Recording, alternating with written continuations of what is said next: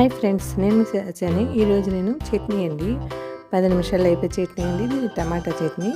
ముందుగా మనం టమాటాలు, ఎండుమిర్చి వేడి నీళ్ళలో నానబెట్టుకోవాలండి. వేడి నీళ్ళలో ఒక్కసారి ఉడకనివ్వండి.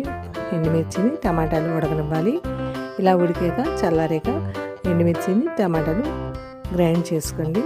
తొక్క తీసుకోవాలండి. టమాటాలు కావాలంటే అలా గ్రైండ్ చేసుకోవచ్చు, ఏమైపోదు. బాగుంటుంది, టేస్ట్ కూడా బాగుంటుంది. ఇందులోనే ఉల్లిపాయ ఒకటి, మీకు నచ్చితే ఉల్లిపాయ వేసుకోవచ్చు, లేకపోతే అక్కర్లేదు, ఓన్లీ టమాటా వేసుకోవచ్చు. అందులోనే కొద్దిగా చింతపండు గుజ్జు, పసుపు, టేస్ట్కి తగ్గ సాల్ట్, కొద్దిగా పంచదార వల్ల మీకు టేస్ట్ బాగుంటుందండి. ఇలా మెత్తగా ఆడేసుకొని చిన్న బౌల్లోకి తీసుకొని మిక్సీ కడిగిన నీళ్ళు కూడా అందులో వేసుకోండి. కొద్దిగా ఇలా పలచగా ఉండాలి, మరీ గట్టిగా ఉంటే బాగోదండి. ఇలా ఈ థిక్ ఉండాలి. దీంట్లో తాలింపు మినపప్పు, ఆవాలు, కరివేపాకు తాలింపు పెట్టుకోండి. ఎంత టేస్టీగా టమాటా పచ్చడి రెడీ అయిపోయింది. మీరు ట్రై చేయండి. దోశల్లోకి చాలా బాగుంటుందండి. అంతేనండి, మీరు ట్రై చేయండి. Thank you. సబ్స్క్రైబ్ చేయండి, లైక్ కొట్టండి, కామెంట్ పెట్టండి. బాయ్. Thank you.